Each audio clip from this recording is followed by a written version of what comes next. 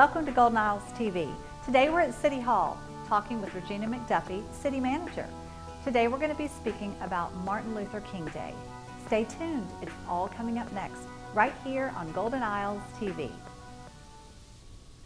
Hi, welcome back to Golden Isles TV. I'm your host, Avery Brooks, and I'm here with Regina McDuffie, the City Manager here for the City of Brunswick. How are you today? I am well, thank you. Good morning. Good morning. Today we are talking about Martin Luther King Day. Martin Luther King Day is actually coming up on Monday. It is. And so we want to talk about so many things about Martin Luther King. You know, we could sit here all day and talk about the great things that he's done, but how has he inspired you?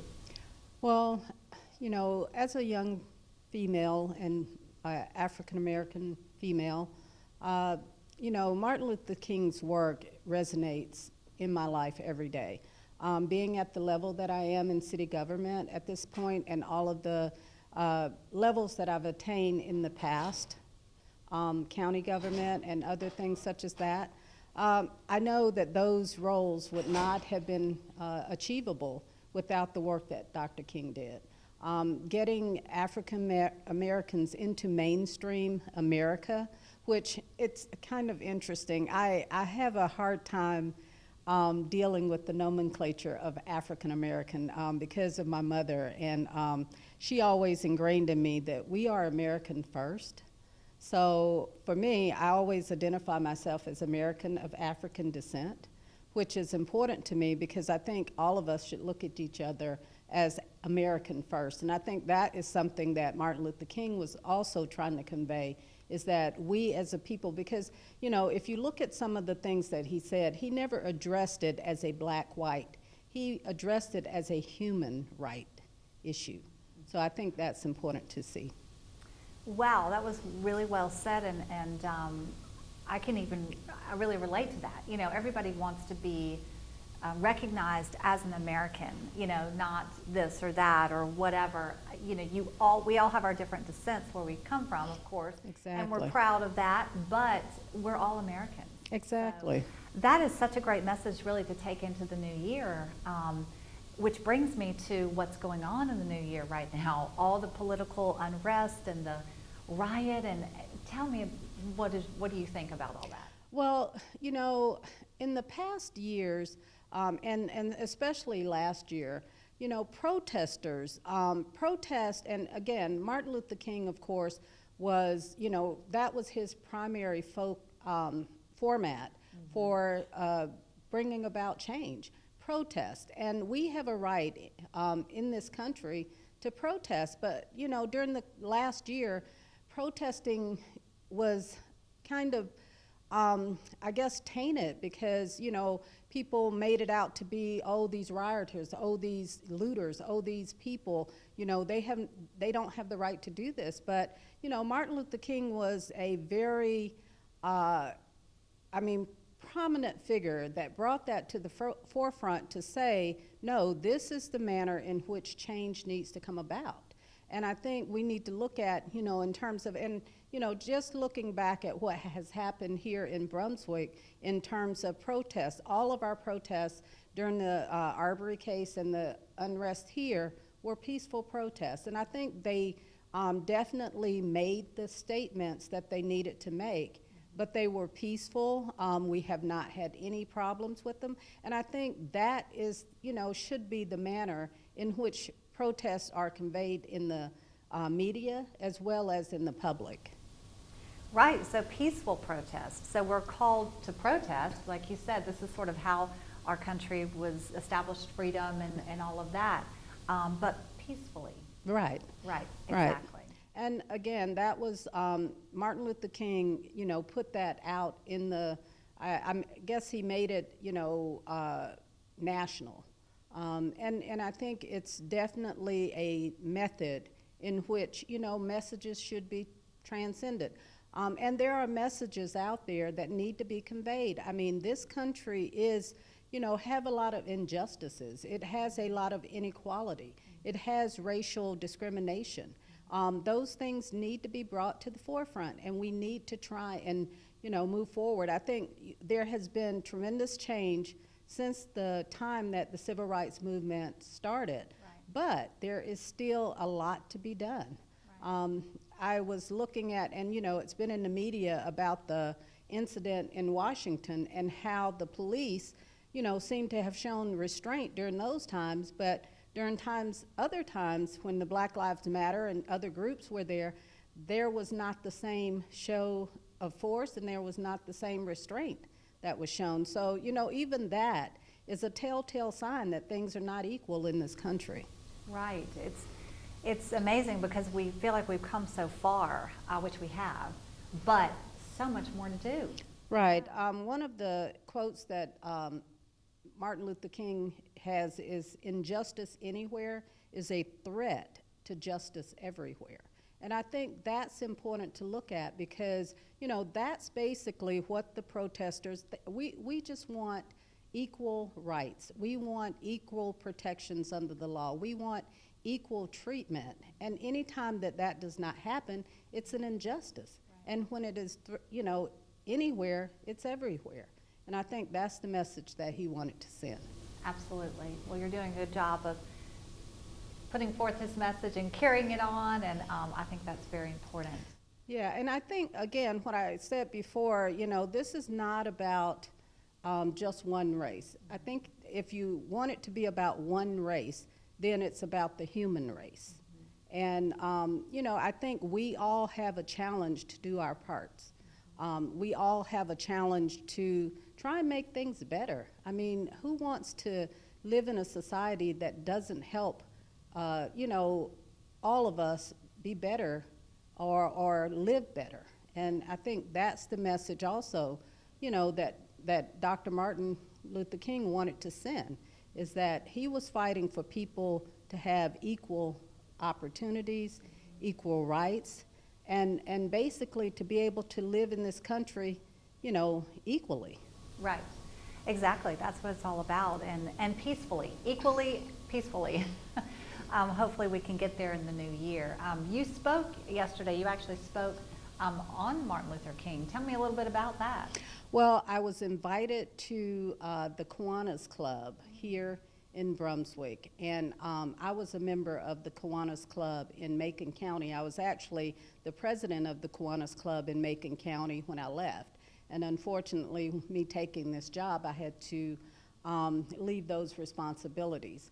However, I was very glad to be able to speak to the Kiwanis here, and I hope to be able to speak to other civic groups here, not necessarily on the same subject, but just to get acclimated to the civic groups in the community.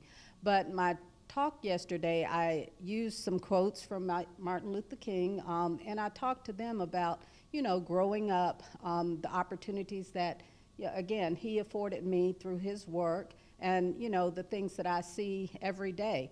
And I talked to them about challenges. I have a son, a brother, a husband who deals with racial tensions and challenges as a black male in this country every day. My husband is an engineer, and he's a black engineer, and even at his level, sometimes he has to deal with racial discrimination just because of his race.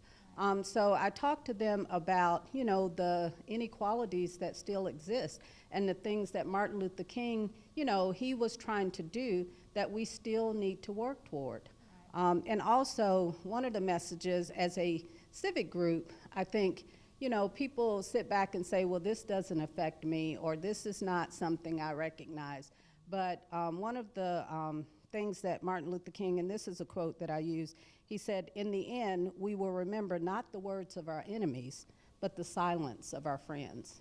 And people who, just sit by and not do anything when they see injustices, or not just help have a conversation about the inequalities, I think are doing just as much harm as the people who are working against it.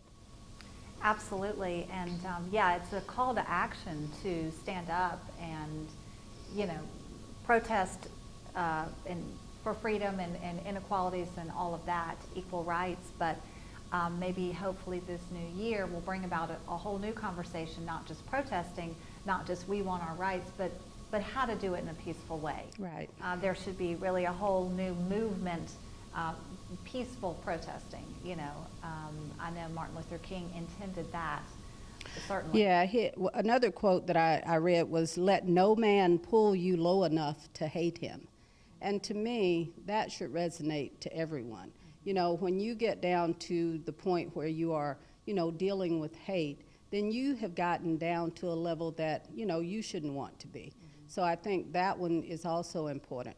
One of the other quotes that I told the group that kind of resonates really with me, because I have been in local government for over 30 years, and I think I was pulled into local government, first off, for employment, but after I got in it, I felt the need to help the communities that I work in, and I always feel a responsibility, an obligation to help them.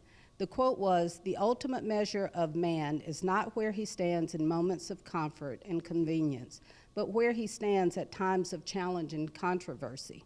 And for me, being the city manager is always challenges. There are always controversies. There are always things that, you have to deal with. And I think my husband say I run towards those things. And maybe I do, because I like to resolve issues. I like to see things change. I like to see things change for the better. And I think that's one of his quotes that really resonates with me in my lifetime and in my career. Absolutely, that's a great quote, yeah. So many come from Martin Luther King. It is. It's amazing. If you look online and pull up the quotes, and all of them are just tremendously impactful to me. I mean, they speak to, human behavior. They speak to human morals, values, beliefs. I think, his words, and even, I think just like singers and actors and things, they are impactful for even after they're gone. He is just that, level or even higher in terms of being impactful after he's gone. Right, absolutely. What do you think Martin Luther King would think about what's going on today? I would hope to think that he wouldn't be necessarily disappointed with the progress that has not been made. I think he would look at it and say that it is a continuous fight. It's just like when you think about, what God has given us in terms of, you sin, you repent, it's a daily struggle to be righteous. I think he would think, because of his godliness, that it's a daily struggle for us to continue the fight to, get to the point that we want to be. But I think he would look at it to say, just continue what we're doing so that we can, bring about change. Right, continue the fight. That sounds great. I agree with you. I'm sure he would say that exact thing, and continue to encourage everyone to protest, but peacefully. Right. Well, this has been wonderful information, and we so appreciate your time today. Well, thank you so much. I appreciate the opportunity. Of course, my work here in Brunswick, I hope to bring the community together in, every way. And I hope that, some of the inclusiveness and diversity in the community can be improved during my tenure here. I know, cities around the state and cities around the country are continuing to work to improve the inclusiveness and diversity in their organizations and in their communities. And I hope that that's something that we will continue or start to work harder in this community to achieve. Yes, well, I think we're on the right track with all of that, and certainly this show and these conversations that we're having, I think, is all kind of a step in the right direction. We are providing this show, I just want everybody to know, on Comcast Channel 98. It is our local channel, Golden Isles TV. We are also providing the show to the city to put on website, Facebook, we have a YouTube link, so don't worry if you don't currently have Comcast. We do have an online link where you can view it as well. Well, thank you so much again for the opportunity. I want to work for the citizens of Brunswick, all the citizens of Brunswick. I, don't have any distinction of who, needs to be helped or needs to be provided services here. So, that's my job, and I hope to effectively, do it. Absolutely. you certainly are, and we appreciate everything. Well, thank you. do. And we look forward to more shows and more information this new year. Right, and I just want to say happy birthday to Martin Luther King Jr. His birthday we will be celebrating on Monday, and you know, tremendous impact that he has had, hopefully on the lives of every American, can be seen and be celebrated. Absolutely. We appreciate that. Thank you.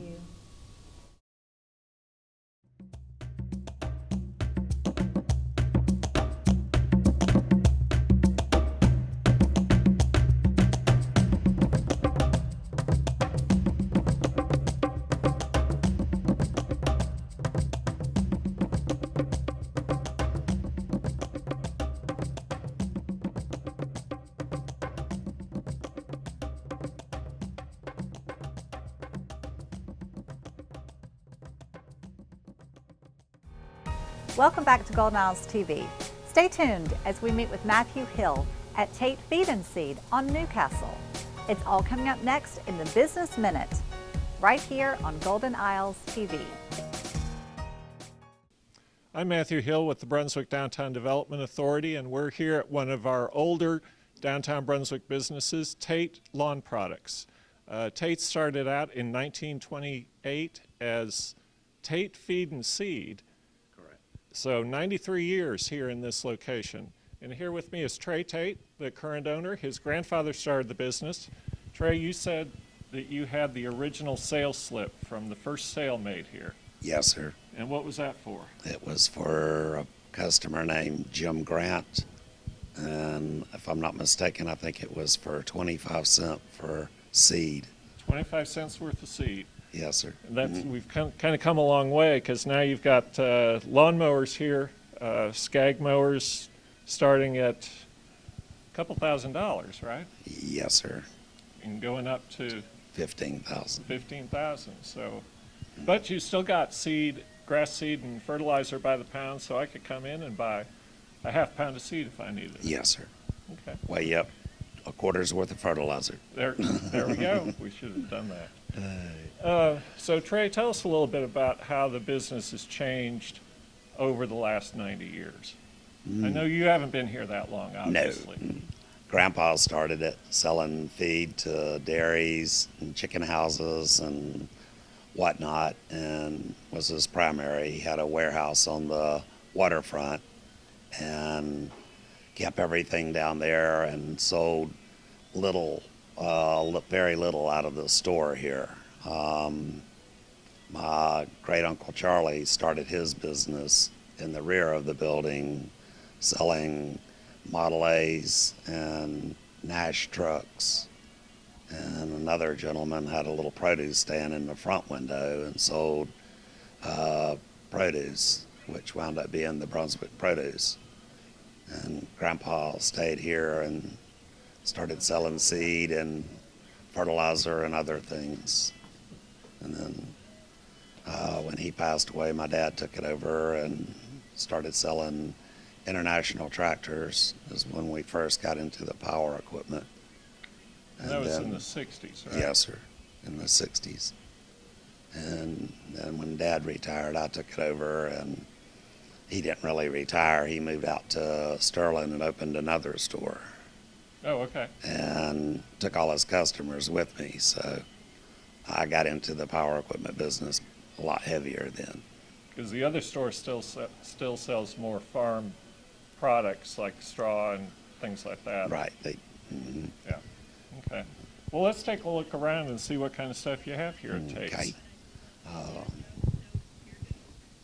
For the small homes, we carry the Honda push mowers for the small residential, and then we sell the commercial Hondas for the commercial cutters. Carry the street blowers for blowing off the leaves and the vacuums. Honda generators for when your power goes out or you want to go camping.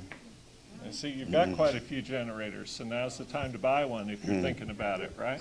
Yes, sir, while they're available. Yeah, because Yeah, we get a little storm come up and they'll disappear quick. correct.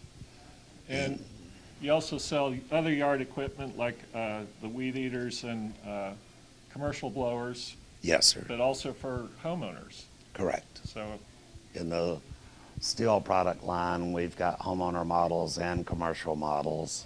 And then in the Shindawa line, it's primarily a commercial unit. As far as the dollar value, they're both been a very good piece of equipment. In the mowers, all I've sold was the Skag mowers. They've been very reliable product and a company that stands behind their product. so what do you see as the future for Tate's? I hope my son's going to take it over and I'm going fishing. Well, and your family has a lot of history here too. You were telling me that this started out as the Bijou Theater, Yes, where sir. they showed magic lantern shows. Yes, sir. Somebody reading a script while they're showing slides. Correct. That brought to mind when I was a kid and we'd watch slides of family trips. Yes, sir. But your uncle was also a photographer and took a lot of pictures of Brunswick. Yes, sir. So that's going to be your retirement too, is seeing what you've got. Got. Yes, sir. Right. This is a picture of the back of the store Model T truck that they used to deliver feed with. This was back in the 30s. This is a picture of my dad and his brother. This picture here is spring tide with the water up here, and my dad and a next door neighbor salesman goofing off fishing. Well, Thank good you. to see you. Yes, And sir. nice to trade here, because I know I bought my steel products here, and Yes, sir. always great service here at Tate Feed and Seed in historic downtown Brunswick.